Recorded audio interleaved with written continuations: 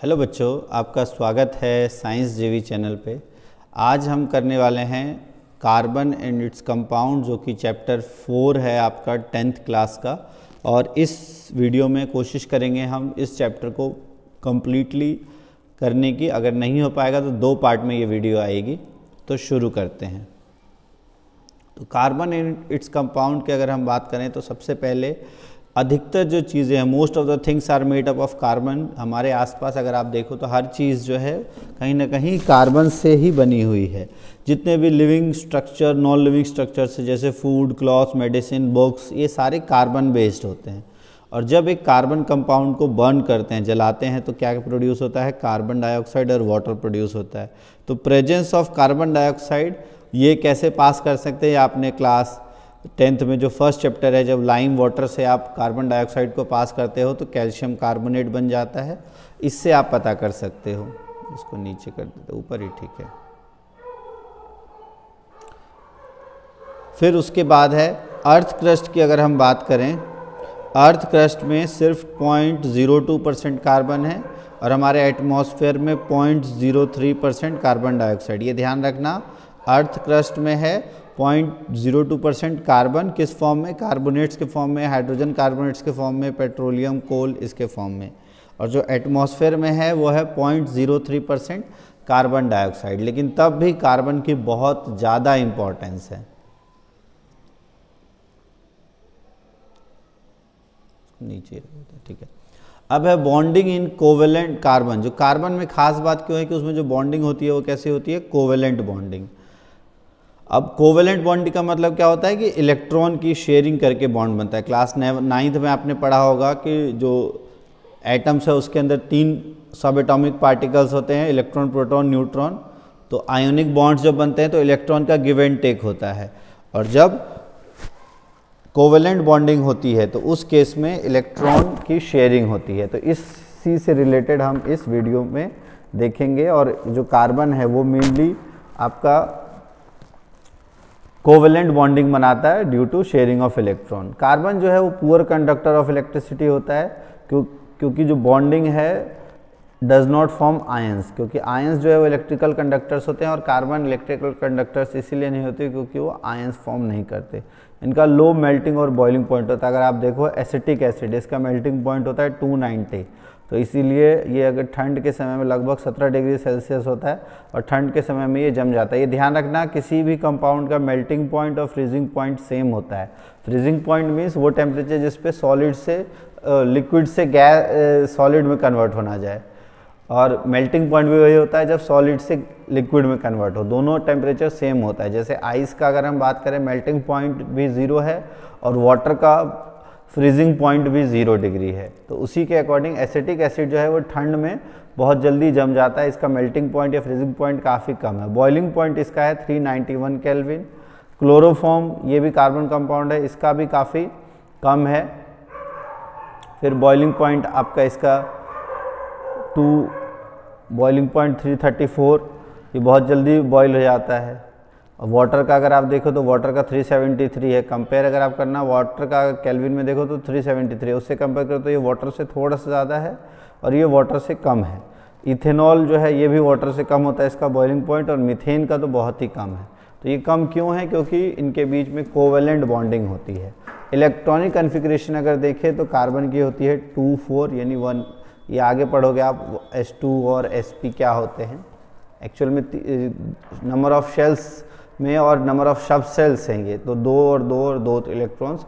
2 s orbitals में 4 electrons होते हैं, एक और 2 p ऑर्बिटल्स में होते हैं। कार्बन के टोटल आउटर मोस्ट सेल में, जो सेकंड शेल है आपका, उसमें टोटल देखो तो 2 to 4 इलेक्ट्रॉन्स होते हैं। और इसीलिए कार्बन के लिए ये क्वेश्चन बहुत इंपॉर्टेंट है, बहुत बार आता है कि why it is important, why it is impossible या not possible for carbon to lose or gain 4 electrons to attain noble gas configuration। तो कार्बन अगर 4 इलेक्ट्रॉन लूज कर दे, ये गेन कर ले, तो नोबल गैस कन्फिग्रेशन अटेन कर लेगा। लेकिन उसके लिए ऐसा पॉसिबल नहीं है। उसके रीज़न क्या है कि अगर कार्बन 4 इलेक्ट्रॉन्स गेन करता है तो उसको प्रोटॉन वाले, जो कार्बन का सेंटर है उसमें न्यूक्लियस में 6 प्रोटॉन है, तो 6 प्रोटॉन वाले उस न्यूक्लियस के लिए 10 इलेक्ट्रॉन्स को होल्ड कर पाना काफ़ी डिफिकल्ट होगा, इसीलिए ये C4 माइनस नहीं बनाता इलेक्ट्रॉन लेके।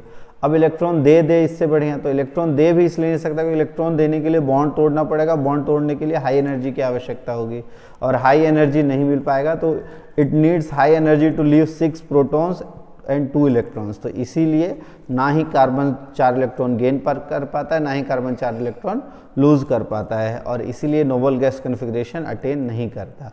तो ये अगर ऐसा नहीं करता है तो अपना जो ऑक्टेट कंप्लीट करने के लिए तो हम क्या इस प्रॉब्लम से ओवरकम करता है बाय शेयरिंग वैलेंस इलेक्ट्रॉन्स। जो आउटर मोस्ट ऑर्बिटल में इलेक्ट्रॉन्स है वो शेयरिंग करता है, ठीक है, कि दूसरे एटम्स जो हैं कार्बन के उनके साथ ये शेयरिंग करता है और दोनों नोबल गैस कॉन्फ़िगरेशन अटेन कर लेते हैं। सिंपलेस्ट मॉलिक्यूल जो शेयरिंग से होता है बाय द वैलेंस इलेक्ट्रॉन वो होता है हाइड्रोजन का, जिसके पास 1 इलेक्ट्रॉन होता है के शेल में और उसको सिर्फ 1 इलेक्ट्रॉन चाहिए के शेल फिल करने के लिए। तो 2 हाइड्रोजन एटम्स आपस में शेयर करके बॉन्ड बना लेते हैं। हीलियम के आउटर मोस्ट शोल में 2 होते हैं, इसको नोबल गैस कॉन्फ़िगरेशन पहले से ही है तो ये अटेन नहीं करता, और हर एक एटम चाहता है कि नियरेस्ट जो नोबल गैस कॉन्फ़िगरेशन है वो अटेन करे। अब अगर हम बात करें वैलेंस इलेक्ट्रॉन को तो उसको हम डॉट से रिप्रेजेंट कर सकते हैं और क्रॉस से अलग अलग शो करने के लिए। जैसे कार्बन है, कार्बन की अगर हम बात करें तो 1 2 3 4 5 6 7 8, तो यहाँ पे 2 इलेक्ट्रॉन्स की शेयरिंग की है, ठीक है। यहाँ अगर देखो हाइड्रोजन ने 2 इलेक्ट्रॉन्स की शेयरिंग, इसका ऑक्टेट कंप्लीट हो गया। तो इस तरह से आप इसको दर्शा सकते हो, दिखा सकते हो। फिर अगर हम कोवेलेंट बॉन्डिंग की बात करें क्लोरीन में, क्लोरीन का एटॉमिक नंबर होता है 17 और इलेक्ट्रॉनिक कन्फिग्रेशन है 287। तो 7 इलेक्ट्रॉन्स होते हैं इसके वैलेंस सेल में और ये डाई एटॉमिक मॉलिक्यूल होता है, तो 1 इलेक्ट्रॉन की शेयरिंग करेगा और इसके 8 कंप्लीट हो गए। अगर हम देखें तो इसके 8 इलेक्ट्रॉन 2 2 4 2 6 और ये 2 8 कंप्लीट हो गए, और ये दोनों इलेक्ट्रॉन दोनों में कॉमन है क्योंकि शेयरिंग है, तो 6 और 2 8। तो इस तरह से Cl2 का मॉलिक्यूल बनता है। सिमिलरली ऑक्सीजन में 8 इलेक्ट्रॉन्स होते हैं, आउटर मोस्ट में 6 हैं, इसको 2 इलेक्ट्रॉन्स लेने हैं तो इस तरह से शो करता है। और जो नंबर ऑफ इलेक्ट्रॉन्स की शेयरिंग होती है इसको हम बॉन्ड से शो करते हैं, तो oxygen double bond oxygen show करता है। तो क्लोरीन और हाइड्रोजन सिंगल बॉन्ड बनाते हैं, बट ऑक्सीजन के साथ 2 इलेक्ट्रॉन्स की शेयरिंग करता है, इसलिए डबल बॉन्ड बनाता है, ठीक है। तो oxygen atom share 2 electrons with oxygen atom, that is known as double bond. फिर अगर हम बात करें वाटर की, HOH की, तो इसमें ऑक्सीजन को तो 2 इलेक्ट्रॉन चाहिए बट हाइड्रोजन को 1 इलेक्ट्रॉन चाहिए, तो 2 हाइड्रोजन मिलके ऑक्सीजन को 1 इलेक्ट्रॉन शेयर कर देते हैं और ऑक्सीजन का 1 इलेक्ट्रॉन आपस में ये शेयर कर लेते हैं। तो इस तरह से HOH बॉन्ड ये वाटर बनता है। अब अगर एटॉमिक नंबर की हम बात करें 7 है आपका नाइट्रोजन का, तो इसका इलेक्ट्रॉनिक कन्फिग्रेशन है 2 और 5, इसको 3 इलेक्ट्रॉन्स चाहिए, तो 3 इलेक्ट्रॉन्स इसको मिलते हैं ट्रिपल बॉन्ड की शेयरिंग करके। 3 इलेक्ट्रॉन्स की शेयरिंग करके ये देखो 3 इलेक्ट्रॉन्स, 3 और 3 6 और 2 8 इसके हो गए। फिर ये 6 कॉमन है और इसके ये 2 8, तो total N triple bond N2 molecules बनता है। और सिमिलरली नाइट्रोजन के साथ हाइड्रोजन भी बना सकता है क्योंकि 3 हाइड्रोजन बॉन्ड बनाएगा, क्योंकि नाइट्रोजन को 3 बॉन्ड बनाने हैं और 3 हाइड्रोजन से इसको 3 इलेक्ट्रॉन्स मिल जाएंगे और हर एक नाइट्रोजन का 1 इलेक्ट्रॉन्स हाइड्रोजन को चाहिए। तो इस तरह से NH3 बन जाएगा, electron dot structure of ammonia, ये NH3 ये भी आता है आपका इंपॉर्टेंट। तो ऑक्टेट कंप्लीट के लिए नाइट्रोजन में जो बॉन्ड बनता है 3 इलेक्ट्रॉन शेयर करके, तो इसलिए हम इसे कहते हैं हम ट्रिपल बॉन्ड। क्लियर। फिर है आपका बॉन्डिंग इन कार्बन। तो बॉन्डिंग इन कार्बन जो अभी हमने पढ़ा कोवेलेंट बॉन्ड होता है, तो सबसे सिंपलेस्ट जो कंपाउंड है कार्बन का वो होता है मीथेन, और इसका यूज़ किया जाता है एज अ फ्यूल और मेजर कंपोनेंट होता है बायोगैस का और कंप्रेस्ड नेचुरल गैस का। Value of hydrogen valency of hydrogen इसमें 1 होती है और कार्बन की 4 होती है, तो 4 हाइड्रोजन इसके साथ अटैच होते हैं और इस तरह से इसका स्ट्रक्चर बनता है। कार्बन है यहाँ, ये क्रॉस से हम कार्बन के इलेक्ट्रॉन को डोनेट कर रहे हैं और डॉट से हम हाइड्रोजन के, तो हर एक हाइड्रोजन ने 1 इलेक्ट्रॉन की शेयरिंग की है और टोटल कार्बन के अब इलेक्ट्रॉन इसमें देखो तो यहाँ 2 यहाँ 2 यहाँ 2 और यहाँ 2, टोटल 8 इलेक्ट्रॉन्स हो गए। तो ये भी इसका भी ऑक्टेट कंप्लीट हो गया है। और कोवेलेंट बॉन्डेड मॉलिक्यूल्स जो होते हैं वो स्ट्रॉन्ग बॉन्ड होते हैं विद इन द मॉलिक्यूल, लेकिन इंटरमॉलिक्यूलर फोर्सेस जो हैं वो वीक होती हैं, इसलिए इनका लो मेल्टिंग और बॉइलिंग पॉइंट होता है। और इलेक्ट्रॉन्स जो शेयर होता है between two atoms and no charge particle, जब इलेक्ट्रॉन शेयरिंग होती है तो चार्जेस नहीं बनते, ना ही पॉजिटिव ना ही नेगेटिव चार्ज, और इसीलिए ये पुअर कंडक्टर ऑफ इलेक्ट्रिसिटी होते हैं। इसलिए बहुत बार पूछा जा सकता है कोवेलेंट कंपाउंड्स जो है पुअर कंडक्टर ऑफ इलेक्ट्रिसिटी क्यों होते हैं, because they do not form charges. Clear, यहाँ तक क्लियर है। फिर अगला है allotrope form of carbon. Allotrope का मतलब होता है डिफरेंट फॉर्म्स। तो डिफरेंट फॉर्म्स ऑफ कार्बन की अगर बात करें तो मोस्टली आपके बुक में 3 दिया है, डायमंड, ग्रेफाइट और फुलेरिन। डायमंड होता है हर एक कार्बन एटम जो बॉन्डेड है 4 अदर कार्बन एटम के साथ, जो कि एक 3D स्ट्रक्चर बनाता है जिसे हम कहते हैं डायमंड। और ग्रेफाइट ये भी बाकी 3 अदर कार्बन के साथ अटैच होता है, हेक्सागोनल एरे में इस तरीके से अटैच होता है और एक के ऊपर एक लेयर होती है। फिर जो C60 लास्ट जो है इसका फुलेरिन, ये फुटबॉल के स्ट्रक्चर का होता है जिसे हम C60 बकमिंस्टर फुलेरिन भी कहा जाता है। तो ये ध्यान रखना कार्बन के 3 एलोट्रॉप्स। फिर अगर हम बात करें एलोट्रॉप फॉर्म ऑफ कार्बन जो अभी हमने पढ़ा, डायमंड, ग्रेफाइट और फुलेरिन। डायमंड और ग्रेफाइट की फिजिकल प्रॉपर्टीज सेम होती है बट केमिकल प्रॉपर्टीज सेम होती है, फिजिकल प्रॉपर्टीज अलग अलग होती है। केमिकली सेम है क्योंकि उनमें कार्बन है, फिजिकल प्रॉपर्टी अलग अलग होता है क्योंकि नंबर ऑफ बॉन्डिंग शेयरिंग अलग अलग है। डायमंड की अगर बात करें तो हार्डेस्ट सब्सटेंस है और ग्रेफाइट जो है वो स्मूथ है, स्लिपरी है। सिंथेटिक डायमंड भी आजकल प्रोड्यूस हो सकते हैं लैब में, जब उन्हें हाई प्रेशर और टेम्परेचर में कार्बन को हाई प्रेशर और हाई टेम्परेचर में से कन्वर्ट किया जा सकता है सिंथेटिक डायमंड में, और ये बिल्कुल सेम होते हैं,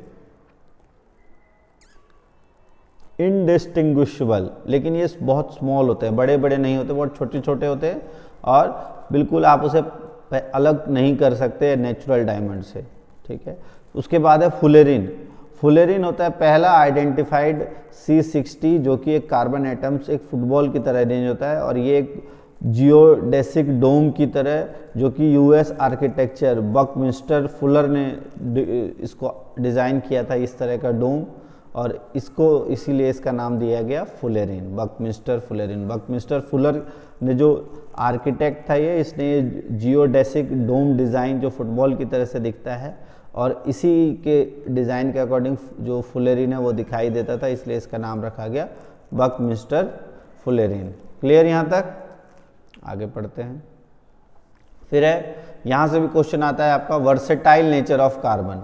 तो कार्बन के वर्सेटाइल नेचर की अगर हम बात करें तो कार्बन के 2 यूनिक प्रॉपर्टीज होती है, पहला है कैटिनेशन, दूसरा है tetravalency. So it can form million of compounds, बहुत सारे कंपाउंड्स इन्हीं दोनों वैरायटी के कारण बना सकता है। टेट्रावेलेंसी मीन्स 4 बॉन्ड बनाने की प्रॉपर्टी, और कैटिनेशन मीन्स अपने ही तरह के बॉन्ड, जैसे कार्बन के साथ ही लॉन्ग चेन फॉर्म कर सकता है, इसी प्रॉपर्टी को हम कहते हैं कैटिनेशन। ये ब्रांच भी बना सकता है, कैटिनेशन प्रॉपर्टी में ये लीनियर फॉर्म भी बना सकता है, ब्रांच और रिंग स्ट्रक्चर भी बना सकता है। फिर अगर हम बात करें, ये आपका CH4 टेट्रावेलेंसी के कारण पॉसिबल है, इसमें एक कार्बन का मॉलिक्यूल है और 4 हाइड्रोजन के साथ बॉन्ड बना सकता है। तो कार्बन मैक्सिमम 4 बॉन्ड बना सकता है, तो टेट्रावेलेंसी और कैटिनेशन के कारण कार्बन का वर्सेटाइल नेचर होता है। कैटिनेशन जो अभी हमने कहा कि ability to form bond with other atoms of carbon, तो कार्बन की एबिलिटी जब वो कार्बन के साथ ही अलग अलग बॉन्ड्स बना सकते हैं उसको हम कहते हैं कैटिनेशन। और ये लॉन्ग चेन हो सकते हैं, ब्रांच चेन हो सकते हैं, रिंग स्ट्रक्चर में हो सकते हैं। सिलिकॉन में भी ये कैटिनेशन की प्रॉपर्टी होती है जो कि 7 से 8 एटम तक हो सकता है, लेकिन कार्बन बॉन्ड ज़्यादा स्ट्रॉन्ग होता है और स्टेबल होता है। ठीक है, सिलिकॉन और हाइड्रोजन के बीच में भी बॉन्ड बनता है जो कि 7-8 एटम तक ही बनता है। ठीक है, फिर अगला है टेट्रावेलेंसी, जो सेकंड है टेट्रावेलेंसी कि कार्बन 4 बॉन्ड बनाता है अदर एटम्स के साथ, और ये ऑक्सीजन, हाइड्रोजन, और डिफरेंट टाइप्स ऑफ एटम के साथ भी बॉन्ड बना सकता है, like oxygen, hydrogen, nitrogen, sulphur, chlorine.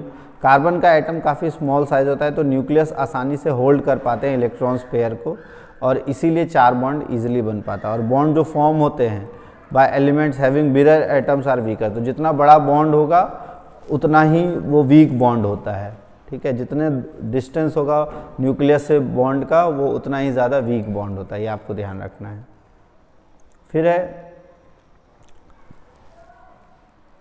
It was thought, हाँ सबसे पहले ये समझा जाता कि जो ऑर्गेनिक कंपाउंड है या कार्बन कंपाउंड्स है वो सिर्फ वाइटल फोर्स के हेल्प से ही बन सकते हैं, मतलब लिविंग ऑर्गेनिज्म में ही ये बन सकते हैं। लेकिन एक साइंटिस्ट है, इसका नाम आपको ध्यान रखना है, फ्रेडरिक होलर। फ्रेडरिक होलर ने इसको डिसअप्रूव किया, कब? By preparing urea from ammonium cyanate, जो कि एक आपका इनऑर्गेनिक सब्सटेंस है, जो कि केमिकल सब्सटेंस है। उस केमिकल से ऑर्गेनिक सब्सटेंस जो कि ह्यूमन के अंदर मिलता है यूरिया, उसका प्रिपेयर करके इन्होंने बताया कि एक वाइटल फोर्स की ज़रूरत नहीं है, लिविंग सिस्टम की ज़रूरत नहीं है। लेकिन carbon compounds, carbides, oxides of carbon, carbonates और हाइड्रोजन कार्बोनेट सॉल्ट्स, इनको हम ऑर्गेनिक केमिस्ट्री के अंदर ही स्टडी करते हैं। और ये जो बनाया था वुलर ने वो है NH4CNO अमोनियम साइनेट, और जब इसको हीट किया था तब ये बना था यूरिया NH2CONH2। ये ऑर्गेनिक था और ये इनऑर्गेनिक से ऑर्गेनिक बनाया गया था बाय फ्रेडरिक होलर। इसने डिस्प्रूव किया था कि कार्बन के कंपाउंड्स बनने के लिए एक वाइटल फोर्स की ज़रूरत होती है। यहाँ तक क्लियर है? कोई डाउट नहीं? चलो आगे बढ़ते हैं। अब है saturated and unsaturated hydrocarbon. Saturated hydrocarbons क्या होते हैं और अनसैचुरेटेड क्या होते हैं? तो जो भी हाइड्रोकार्बन, ये कार्बन और हाइड्रोजन के कंपाउंड जिसमें सारे सिंगल बॉन्ड में जुड़े होते हैं, उनको हम कहते हैं सैचुरेटेड। ये सिंगल हैं तो सैचुरेट हो गए, तृप्त हो गए। सैचुरेटेड का मतलब होता है संतृप्त, पूरी तरह से तृप्त हो जाना, तो मतलब उनको और किसी चीज़ की ज़रूरत नहीं है। तो जब सिंगल बॉन्ड में सारे अटैच होते हैं वो कहलाते हैं सैचुरेटेड, और जब कोई डबल बॉन्ड में अटैच होता है तो वो कहलाता है अनसैचुरेटेड। तो सैचुरेटेड के 2 कार्बन का एग्जाम्पल है आपका इथेन, और अनसैचुरेटेड का एग्जाम्पल हो जाएगा आपका इथीन। अगर हम इथीन बनाएंगे तो अनसैचुरेटेड हो जाएगा। क्लियर? और इथेन में का स्ट्रक्चर ये है, और ये अभी हमने पढ़ ही लिया, सैचुरेटेड, अनसैचुरेटेड। फिर अनसैचुरेटेड में क्या होते हैं? या तो डबल बॉन्ड होते हैं या ट्रिपल बॉन्ड होते हैं कार्बन एटम के बीच में। जैसे इथीन, इसमें डबल बॉन्ड है, इथाइन में ट्रिपल बॉन्ड होता है। ये आपका इलेक्ट्रॉन डॉट स्ट्रक्चर है इथीन का, और ये इलेक्ट्रॉन डॉट स्ट्रक्चर है इथाइन का, C ट्रिपल बॉन्ड C का, ये C डबल बॉन्ड C का। फिर है वर्सटाइल नेचर ऑफ कार्बन में चेन, ब्रांच और रिंग। तो अगर हम बात करें कार्बन में number of chains of carbon atom, अगर एक कार्बन है तो उसे हम कहते हैं मिथ, और एल्केन है तो मिथेन, 2 कार्बन है तो इथेन, 3 कार्बन है तो प्रोपेन, 4 को ब्यूटेन, 5 को हम कहते हैं पेंटेन, 6 को हेक्सेन। ठीक है? और अगर हम कार्बन के स्केलेटन बनाए तो सबसे पहले 4 कार्बन एटम का मान लो आपको बनाना, तो सबसे पहले आप कार्बन अटैच करोगे सिंगल सिंगल बॉन्ड, या इस तरह का फॉर्म, 2 फॉर्म बना सकते हो, और फिर बाकी जगह हाइड्रोजन अटैच कर दो सिंगल सिंगल। तो फॉर्मूला दोनों का सेम है बट स्ट्रक्चर अलग है। तो ऐसे कंपाउंड जिनका फॉर्मूला सेम है और स्ट्रक्चर्स अलग हैं, इनको कहा जाता है स्ट्रक्चरल आइसोमर्स। क्या कहते हैं? Structural isomers. जैसे कहते हैं सोच वही रिश्ता नहीं, तो वही वाली बात है, रिश्ता वही सोच नहीं, ऐसा ही कुछ है। हाँ, तो स्ट्रक्चर सेम है, फॉर्मूला सेम है, स्ट्रक्चर डिफरेंट है, तो वो कहलाता है स्ट्रक्चरल आइसोमर। क्लियर?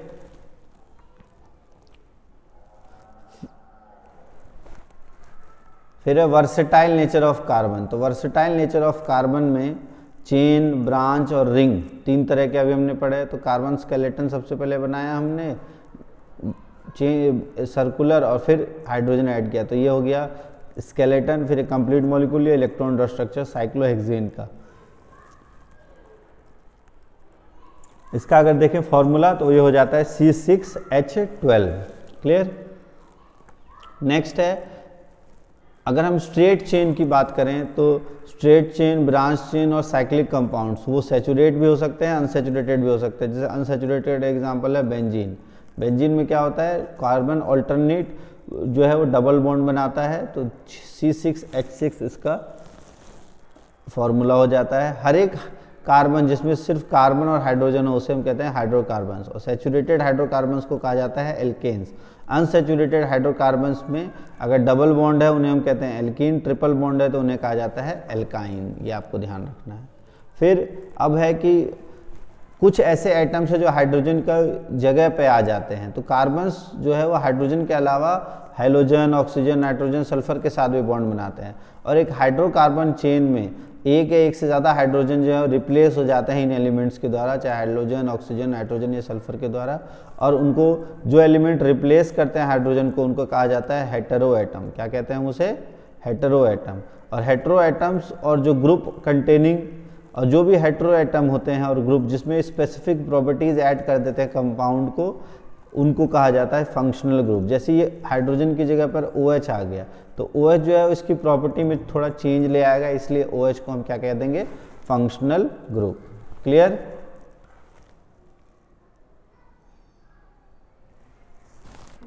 फिर उसके बाद अगर हम देखें वर्सेटाइल नेचर ऑफ कार्बन में, ये कुछ हेटेरो एटम्स हैं जैसे क्लोरीन, ब्रोमीन, या हेलोजेंस या ऑक्सीजन। तो अगर क्लोरीन आते हैं तो उसका नाम हो जाता है, उसे कहते हैं हेलो, और क्लोरीन को क्लोरो, ब्रोमीन को ब्रोमो, और एल्केन साथ में आ जाता है। एल्कोहल और ऑक्सीजन आता है तो 4 अलग अलग कंपाउंड्स बनते हैं, एल्कोहल, एल्डिहाइड, कीटोन और कार्बोक्सिलिक एसिड।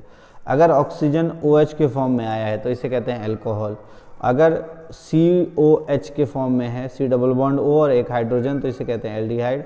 और अगर ये बीच में है carbon bond double bond O लेके, तो इसे कहते हैं कीटोन। और कार्बोक्सिलिक एसिड होता है, ये डबल बॉन्ड O में भी है और OH भी है, ठीक है, तो इसे कहते हैं हम एल्कोहल। तो अगर कार्बन के साथ सिर्फ OH अटैच है तो दैट इज़ एल्कोहल।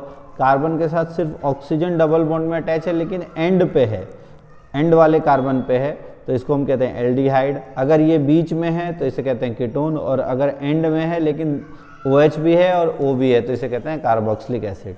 और फ्री वैलेंसी, ये वैलेंसी ऑफ द ग्रुप है, वो सिंगल लाइन से डिनोट की जाती है। ये सिंगल लाइन, ये फ्री वैलेंसी, इसमें टोटल 2 फ्री वैलेंसी, इसमें एक, इसमें एक, इसमें एक, इसमें भी एक वैलेंसी है।